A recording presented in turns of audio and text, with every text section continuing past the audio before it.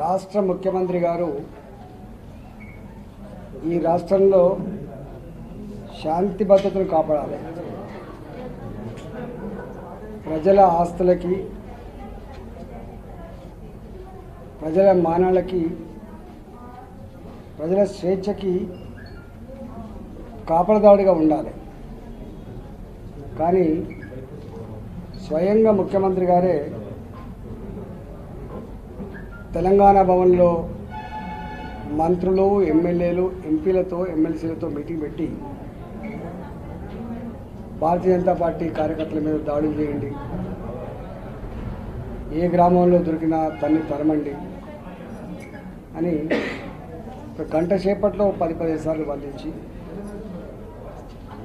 బెంగాల్లో మమతా బెనర్జీ ఇట్లయితే కార్యకర్తల రక్తాన్ని కళ్ళ చూసి అనేక మంది బిడ్డల చావులకు కారణమైందో ఇక్కడ కూడా అదే ఫార్ములా అవలంబించాలని చెప్పి వారు ప్రవచించి ఈరోజు గ్రామ గ్రామానికి 2 కార్యక్రమాలు కొనసాగుతున్నాయి.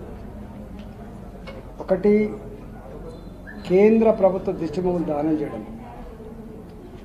రెండవది, చావుడప్పు కొట్టేయడం. ఒకవైపేమో ముఖ్యమంత్రి గారు కేంద్ర ప్రభుత్వం దగ్గరికి మంత్రుల బృందాన్ని పంపించి చర్చలు జరపడం, గల్లీలలో మాత్రం ప్రజల్ని బీజేపీ పైన రెచ్చగొట్టి తన తప్పును కప్పిపుచ్చుకోవడం. ఇవాళ చావుడప్పు ఎవరి మీద కొట్టాలి, ఎవరి తప్పట్టాలి? రాష్ట్రంలో చావుడప్పు అంటూ కొడితే, దిష్టిబొమ్మ అంటూ తగలబడితే ముందుగా కేసీఆర్ గారికి తగలబడాలి. కేసీఆర్ గారి ప్రగతి భవన్ ముందు చావుడప్పు కొట్టాలి. ఎందుకంటే తెలంగాణ ఉద్యమంలో రాష్ట్రం ఏర్పడిన తర్వాత ప్రభుత్వం కొలువు తీరితే తొలి ముఖ్యమంత్రి దళితుడే అని చెప్పి కేసీఆర్ మాట ఇస్తే తప్పడని, అవసరమైతే తల నరుక్కుంటా అని చెప్పి 100ల సార్లు చెప్పినటువంటి వ్యక్తి కేసీఆర్ గారు. మరి దాన్ని అమలు చేయకుండా దళిత జాతికి ద్రోహం చేసినటువంటి కేసీఆర్ ఇంటి ముందట చావుడప్పు కొట్టాలి. రెండవది, భూమిని కేవలం ఆస్తిగా మాత్రమే కాకుండా సోషల్ స్టేటస్కి భాగమని చెప్పి, భూమి కలిగితే అంతరాలు తగ్గిపోతాయని, చిన్న చూపు తగ్గిపోద్దని చెప్పి దళితులకి 3 ఎకరాల భూమి అని చెప్పి స్కీమ్ పెట్టాడు. ఎక్కడ కూడా దళితులకు 3 ఎకరాల భూమి ఇవ్వకుండా దళిత జాతికి ద్రోహం చేసినందుకు చావుడప్పు కొట్టాలి, చావుడప్పు కొట్టాలి. మూడవది, టీఎస్ ప్రైడ్ పేరిట, తెలంగాణ స్టేట్ ప్రైడ్ పేరిట ఎస్టీలకు కానీ ఎస్సీలకు కానీ మిషనరీకి, ఇండస్ట్రీస్కి, వివిధ పథకాలకి సబ్సిడీ రిలీజ్ చేయకుండా 3 సంవత్సరాలుగా వాళ్ళు కొనుక్కున్న మోటార్లు సీజ్ అయిపోయినాయి, వాళ్ళు పెట్టుకున్న ఇండస్ట్రీస్ అన్నీ కూడా సీజ్ అయిపోయినాయి. అన్నమో రామచంద్రని చెప్పి బాధపడుతున్నారు. దళితులకి టీఎస్ ప్రైడ్ పేరిట రావాల్సినటువంటి బకాయిలు ఏవైతున్నాయో సబ్సిడీ రిలీజ్ చేయకుండా వాళ్లకు మోసం చేసినందుకు కేసీఆర్ ఇంటి ముందర చావుడప్పు కొట్టాలి. ఇవాళ నిరుద్యోగ యువత, కేసీఆర్ గారు ఏం చెప్పిండ్రు? ఉద్యోగాల కోసమే తెలంగాణ తెచ్చుకున్నాం, ఉద్యోగాలు ఇచ్చేంత వరకు తల్లి మీద తండ్రి మీద భారం పడకుండా 3016 రూపాయలు ఇస్తా అని చెప్పి, నిరుద్యోగ భృతి ఇస్తా అని చెప్పి 3 సంవత్సరాలు అవుతుంది, ఇప్పటిదాకా ఇవ్వలేదు. దాన్ని ఉల్లంఘించినందుకు, నిరుద్యోగ యువకుల కళ్ళల్లో మట్టి కొట్టినందుకు ఆయన దిష్టిబొమ్మ తగలబెట్టాలి. పేద ప్రజలలో, గుడిసెలలో నివసించే ప్రజలు ఎక్కువ కాలం బతకలేరని, 60 ఏళ్ళకే 65 ఏళ్ళకే చనిపోతున్నారని చెప్పి భావించి 57 సంవత్సరం నిండిన వాళ్ళకు పెన్షన్ ఇస్తామని చెప్పిండు. 57 సంవత్సరం నిండిన వాళ్ళకి పెన్షన్ ఇవ్వకపోగా 65 సంవత్సరం నిండిన వాళ్ళకి పెన్షన్ లేదు, యాక్సిడెంట్ అయి జీవోత్సవాల్లో పడ్డ వాళ్ళకు పెన్షన్ లేదు, భర్తలు చనిపోయిన వాళ్ళకు పెన్షన్ లేవు. పెన్షన్ ఇచ్చేది తాళం వేసుకొని కేసీఆర్ కీ దగ్గర పెట్టుకున్నాడు. గతంలో పెన్షన్ గ్రామాలలో గ్రామ పాలక మండలి రికమెండ్ చేస్తే పెన్షన్ వచ్చేది. ఎంఆర్ఓ గారికి వీక్లీ దరఖాస్తు పెట్టుకుంటే పెన్షన్ వచ్చేది. అక్కడ రాకపోతే కలెక్టర్ దగ్గర వచ్చేది. కానీ వాళ్ళ మంత్రికి కూడా పెన్షన్ ఇచ్చేటువంటి అధికారం లేకుండా తాళం వేసుకొని వాళ్ళ కళ్ళల్లో మట్టి కొట్టినందుకు కేసీఆర్ గారి దృష్టి వాళ్ళ తగలబెట్టాలి తప్ప ఇతరుది కాదు. ఇలా ఏమంటున్నాడు కేసీఆర్ గారు? దళిత గొల్ల కుర్మలు ఎక్కడ ఉండాలి? తెలంగాణలో ఉండాలి. దళిత ధనిక రైతులు ఎక్కడ ఉండాలి? తెలంగాణలో ఉండాలి ఆయన చెప్పింది.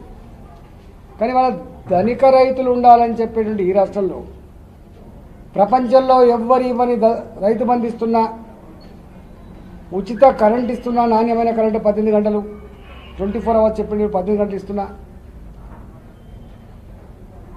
అసెంబ్లీలో ప్రతిసారి కూడా దేశంలో అన్ని రాష్ట్రాల కంటే కూడా ఒక గింజ లేకుండా వరి ధాన్యాన్ని కొంటున్న ఏకైక రాష్ట్రం తెలంగాణ అని చెప్పి గల్లెగిరేసిన ముఖ్యమంత్రి ఎన్నడూ కూడా ఇది కేంద్రమే కొంటుందని కానీ మేము మధ్యవర్తి పాత్ర మాత్రమే పోషిస్తున్నామని కానీ మాది కేవలం మధ్యవర్తిత్వం అని చెప్పి ఎప్పుడు చెప్పలే. నిన్న చెప్పిండు ఎవరు నిరంజన్ రెడ్డి గారు చెప్తా ఉంటారు మేము మధ్యవర్తులం మాత్రమే అని చెప్పి.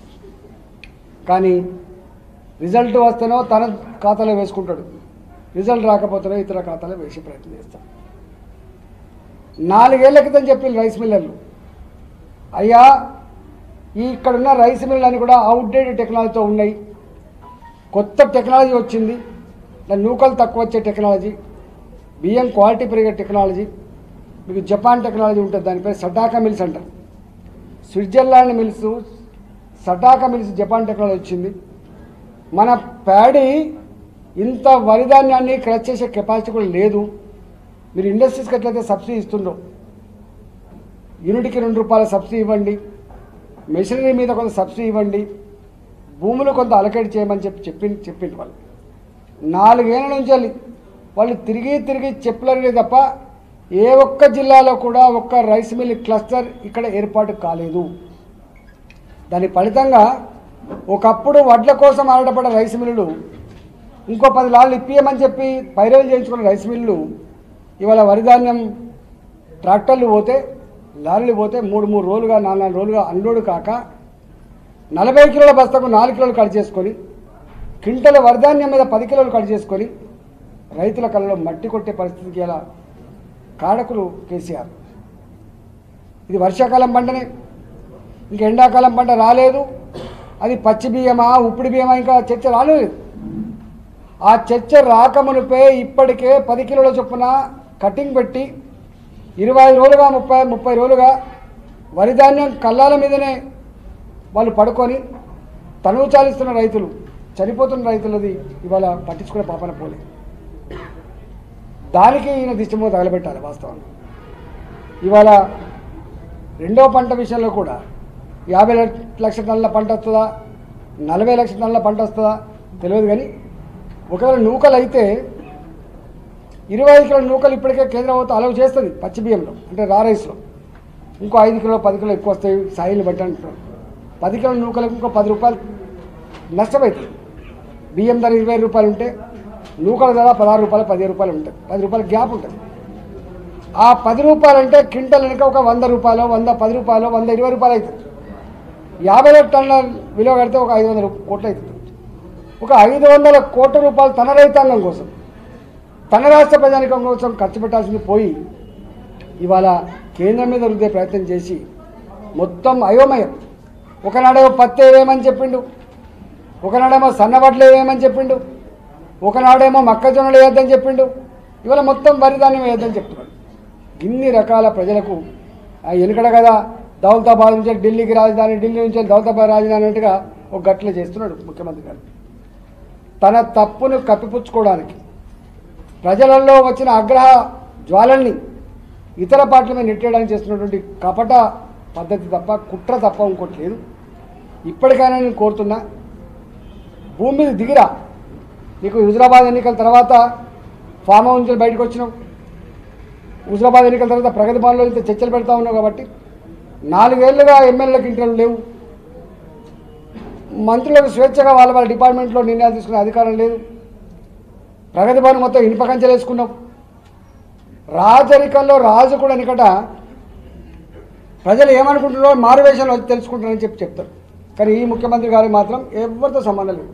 కేవలం పోలీసుల మీద డిపెండ్ అయ్యి, ఇంటెలిజెన్స్ల మీద డిపెండ్ అయ్యి పరిపాలన కొనసాగించడం తప్ప ప్రొద్దున పూట ఇవాళ లెక్చరర్లు వచ్చింది మాకు ఈ సమస్య ఉందని. ఆ సమస్య వాళ్ళ డిపార్ట్మెంట్ మంత్రి కూడా పరిష్కారం చేయలేడు. ఇవాళ టీచర్ ట్రాన్స్ఫర్స్ వచ్చినాయి. ఆ టీచర్ ట్రాన్స్ఫర్లలో మాకు అన్యాయం జరుగుతుందని చెప్తే ఏ మంత్రి, ఆ డిపార్ట్మెంట్ మంత్రి కూడా అది చేసే కెపాసిటీ లేదు. ప్రగతి భవన్లో కూర్చున్న ముఖ్యమంత్రి గారే చేస్తారు తప్ప, ప్రగతి భవన్లో కూర్చున్న ముఖ్యమంత్రి గారే పట్టించుకుంటారు తప్ప, వారు ఇస్తే ఒక జీవో, వారు తీసుకుంటే ఒక నిర్ణయం తప్ప ఎవరికి అధికారం లేదు.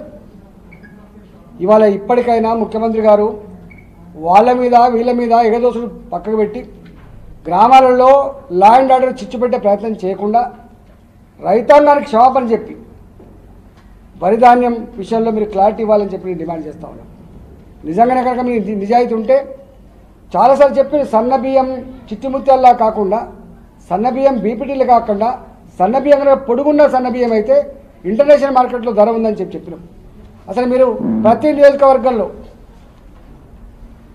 60-70 రైతు వేదికలు కట్టింది. రైతు వేదికలు కట్టినప్పుడు ఏమని ఉపన్యాసం ఇచ్చినావు? రైతుల శాస్త్రవేత్తల్లాగా 5,000 ఎకరాలకు ఇక్కడ ఒక క్లస్టర్ ఉంటుంది, ఇక్కడ ఒక అగ్రికల్చర్ ఆఫీసర్ ఉంటాడు, రైతులు ఉంటారు, రైతు సమన్వయ సమితులు ఉంటాయి, నిత్యం రైతుల యొక్క పంటల గురించి కానీ, లాభ నష్టాల గురించి కానీ, రోగాల గురించి కానీ చర్చిస్తాయి, గొప్పగా ముందుకు పోదని చెప్పినాం. ఒక్క దగ్గర కూడా ఇవాళ కట్టి సంవత్సరాలు అవుతుంది, ఒక్క దగ్గర కూడా రైతులతో మీటింగ్ జరిగినాయా? దాని తాళాలు ఓపెన్ చేసిందా? కోతులకు పశువులు కట్టడానికి నిలయాలు మారినాయి తప్ప రైతులు ఏ పంట వేయాలి, వ్యవసాయం ఎట్లా ముందుకు పోవాలి, రైతాంగాన్ని ఎట్లా ఆదుకోవాలని మాత్రం చర్చ జరగలేదు. ఇవాళ ఇది దుస్థితి. నేను ఒకటే డిమాండ్ చేస్తున్నా, ఇప్పటికైనా భూమి మీదకి రా, మంత్రులుగా వాళ్ళని స్వేచ్ఛగా పనిచేయించు, ఎమ్మెల్యేలుగా ఎమ్మెల్సీలుగా వాళ్ళ అభిప్రాయాలు తెలుసుకో, రైతాంగంతో మీటింగ్లు ఏర్పాటు చేయి, శాస్త్రవేత్తలతో మీటింగ్ పెట్టు, రైస్ మిల్లర్లతో మీటింగ్ పెట్టు, బియ్యం ఎక్స్పర్ట్లతో మీటింగ్ పెట్టు. ఈ సమస్యకు పరిష్కారం చూపు తప్ప లేకపోతే మాత్రం చరిత్ర క్షమించదు. 100% కేసీఆర్ గారు ఇలా మాట్లాడే మాటల మీద, తీసుకుంటున్న నిర్ణయాల మీద మతి తప్పి చేస్తున్నారనేటువంటి భావన ఉంది తప్ప ఆలోచన చేస్తున్నట్టుగా లేవు. ఆలోచన చేయి. ఇలా మేము మాట్లాడంగానే ఇట్లా మాట్లాడుతుందని చెప్పి మా మీద దాడి చేయడం కాదు, మా మీద మీ బానిసలతో మీటింగ్ పెట్టించి ఖండించడం కావాల్సింది. మేము ఏం మాట్లాడుతున్నాం ఒకసారి ఆలోచించి, తప్పైతే మార్చుకునే ప్రయత్నించి మేము బహిరంగంగా చెప్తా ఉన్నాం. కాబట్టి ఇప్పటికైనా ముఖ్యమంత్రి కేసీఆర్ గారు ఈ దిష్టిబొమ్మలు తగలబెట్టుడు, ఈ సావుడప్ కొట్టుడు, ఈ పిచ్చి పనులన్నీ బంద్ చేసి అసలు నీవెక్కడున్నావో, నీ పని విధానం ఏందో, ఏం చేయగలవో మీరు చేయాలి. నేను అడుగుతున్నా, నీవు ఎన్నికలకు వెళ్ళినప్పుడు మేనిఫెస్టో పెడతావు, కేంద్ర ప్రభుత్వం మీద ఆధారపడి పెట్టినావా? రైతు బంధు కేంద్ర ప్రభుత్వం ఇచ్చినవా? కేంద్ర ప్రభుత్వాన్ని చూసి దళిత బంధు ఇచ్చినవా? కళ్యాణ లక్ష్మి వాళ్ళని అడిగి పెట్టినవా? ఇంత నీచమండి. నువ్వు చెప్పలేదా మేము గుజరాతీ వాళ్ళకు గులాంలం కావని చెప్తున్నావు? ఎవరికమ్మన్నా నేను? మన రాష్ట్రం, మన రైతులు, మన ప్రజలు వాళ్ళ కోసం 500 రూపాయలు వెచ్చించని ముఖ్యమంత్రివి నువ్వు ఎట్లా ముఖ్యమంత్రి అవుతావు? నీకు శాతకపు తప్పుకోవాలి. నాకు పరిపాలించే నైపుణ్యం లేదు, నాకు ఆ సత్తా లేదు, ఆ ఢిల్లీ వాళ్ళే పాలించుకోమని చెప్పి చేతులెత్తాలి. పరిపాలించినప్పుడు మాత్రం నీకు గొప్పనని చెప్తావు, పనిచేసేటప్పుడు మాత్రం గిది ఉంటుంది. అందుకని తెలంగాణ రైతాంగానికి, తెలంగాణ ప్రజానీకానికి నేను 2 చేతులు జోడించి నమస్కరించి చెప్తా ఉన్నా. కేసీఆర్ చేస్తున్న పనులకు, మాట్లాడుతున్న మాటల పట్ల మీరు దృష్టి పెట్టండి, ఆలోచన చేయండి. తప్పకుండా మంచేందో తరికించుకునే ప్రయత్నం చేయమని చెప్పి కోరుతా ఉన్నా. వట్టిగానే వాళ్ళ మీద వీళ్ళ మీద మనం విరుచుకపడితే కొమ్ము మెచ్చుకుంటే లాభం లేదు. లౌక్యంతో, విజ్ఞతతో కేసీఆర్ ప్రభుత్వం యొక్క చరిత్రని, కేసీఆర్ ప్రభుత్వం యొక్క పనితీరుని, అవలంబిస్తున్న పద్ధతిని మాత్రం నిశ్చితంగా గమనించమని చెప్పి కోరుతా ఉన్నా. మంచేందో చెడేందో తరికించుకొని మంచిని ఆదరించమని చెప్పి కోరుతా ఉన్నా. హాయ్ ఫ్రెండ్స్, మా టుడే టుమారో యూట్యూబ్ ఛానల్ చూస్తున్నందుకు చాలా థ్యాంక్స్. మరిన్ని లేటెస్ట్ వీడియోస్ కోసం వెంటనే సబ్స్క్రైబ్ చేయండి. అలాగే ఈ బెల్ ని కూడా రింగ్ చేసేయండి. మా నోటిఫికేషన్స్ అన్ని మీ మొబైల్లో వస్తాయి. అలాగే మా వీడియోస్ మీకు నచ్చితే లైక్ చేయండి, షేర్ చేయండి, నచ్చకపోతే కామెంట్ చేయండి.